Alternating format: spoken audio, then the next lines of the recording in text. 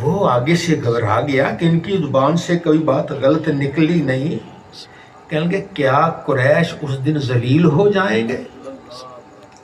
فرمایا محمد کسی کو ذلیل کرنے کے لیے نہیں آیا.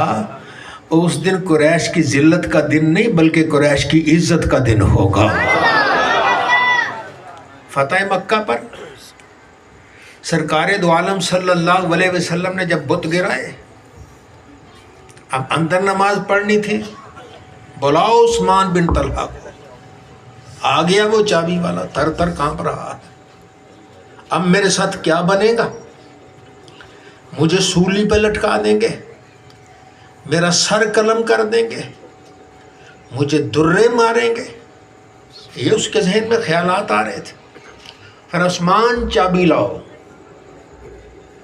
کانپتا ہوا آیا، یہ لو چابی.